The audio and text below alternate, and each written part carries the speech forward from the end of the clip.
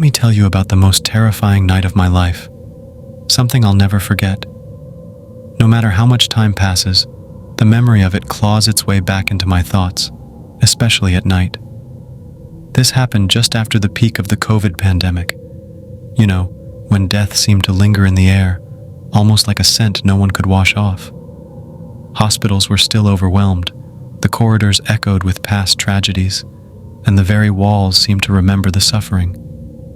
My grandmother had suffered a massive heart attack and was admitted to the ICU of an old government hospital. They didn't allow more than one attendant per patient, so I stayed behind, alone, in the waiting area. It was close to midnight. The waiting lounge was silent, eerily so. Just the distant hum of machines, the flickering light above me, and the occasional echo of a nurse's footsteps. I was scrolling through my phone trying to distract myself when the battery died. No charger. Great. The silence felt heavier suddenly. I decided to take a walk. I needed water and maybe a moment to breathe. The first weird thing happened when I entered the restroom down the corridor. The lights inside flickered violently as I stepped in. I thought maybe they were just faulty. Typical old hospital stuff, right? But as I moved to the sink, I heard a faint sound, like someone weeping, very soft, almost like it was inside my head. I paused, thought I imagined it. Then the tap beside mine turned on. I hadn't touched it, just turned on by itself, slowly. The water trickled as if someone invisible was washing their hands. I turned to leave, but the weeping grew louder, now clearly from inside one of the closed stalls. It was inhuman, not just sad. It was guttural, broken, like grief that had long since gone mad.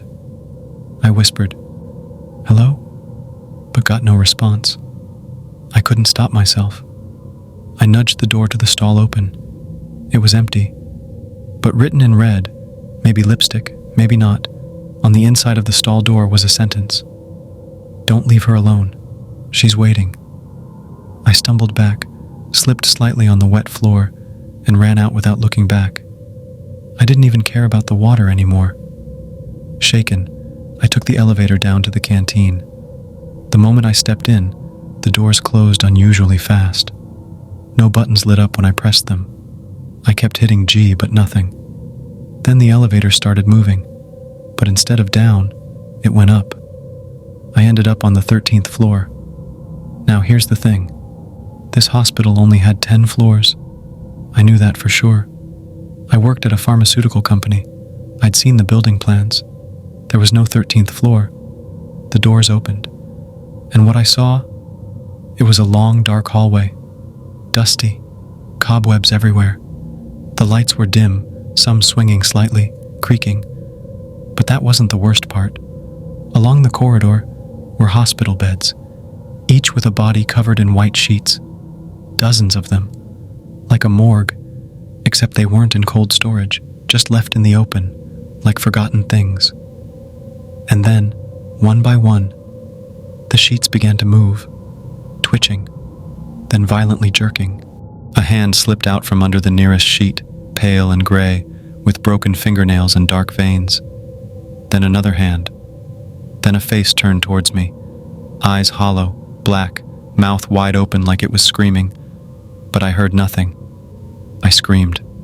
I slammed the elevator button. The doors wouldn't close. The bodies were rising, turning, some crawling, some dragging IV stands behind them. One of them whispered, "She's waiting for you."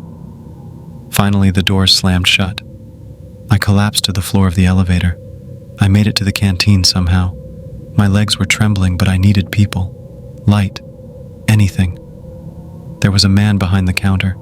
He didn't speak, just stood there facing the wall, not turning. I called out, "Brother?" He turned. His eyes were sewn shut. And yet, he looked straight at me. He whispered, "They don't leave. Not after what happened." I turned to run, but every chair in the canteen started moving. Not shaking, moving, scraping slowly across the floor like something invisible was dragging them into place. One by one, they formed a perfect circle around me. On the wall behind the counter, an old TV turned on. It played footage of people gasping, dying, patients during COVID, their final moments. One of them was my grandmother. And then I heard it again. She's waiting. I bolted from there. The lobby was empty now, not even the guard at the desk, but the ICU monitor screens were still on, blinking. One screen showed my grandmother's room. She was unconscious. But in the corner, there was someone else. A woman in a patient gown, standing perfectly still. Long black hair, face obscured. I blinked. Gone. I looked through the glass door to the ICU. No one there except Grandma. I checked again. Now the woman was standing at the foot of Grandma's bed. I ran toward the door, but it slammed shut before I reached it. Locked. I yelled for help. No one came. Back in the waiting area, I found all the chairs overturned except one, the one I'd been sitting in. On it lay an old nurse's uniform, stained, faded. I heard footsteps. A nurse was walking toward me, except her feet weren't touching the ground. She hovered, slowly, her face twisted in anguish, her eyes black and hollow. She whispered in a voice I will never forget. She's not breathing anymore, but she's not dead. I turned toward the ICU monitor again. My grandmother was sitting up, but her head was slowly turning to the side, as if someone behind her was twisting it. I ran, out of the hospital, into the road. I didn't even realize I was barefoot. They called me in the morning, told me Grandma had passed at 3:03 a.m., peacefully, no struggle. But the timestamp on the ICU monitor when she sat up was 3:03 a.m. I went back a few days later with relatives to collect her things. I asked about the canteen guy, the 13th floor, the nurse I saw. They looked at me like I was insane. There's no 13th floor, they said. The canteen? Closed for renovation since last year. That nurse? They showed me a picture of a nurse who had died of COVID during the peak. Her name was Anaya. Same face. She died in that same ICU, in the same room. I've never returned to that hospital. But sometimes, in the silence of 3:03 a.m., I hear a whisper near my ear. She's waiting.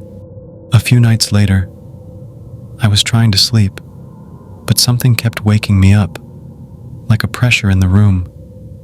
I looked at my wall clock, 3:03 a.m. Of course. That's when I heard the ringtone. My grandmother's old phone, but it had been buried with her. The ringtone was coming from inside my house. I followed the sound, down the hallway, to the guest room. The door was open, inside. Lying on the bed was the same nurse uniform, folded, clean, fresh, and beside it, Grandma's phone. It lit up one new voicemail. I pressed play. You left her alone. You broke the promise. Now, you have to take her place. I turned around. There was no one there, just a reflection in the mirror behind me. It wasn't mine. It was her, the nurse, smiling, holding my hand. She's not waiting anymore.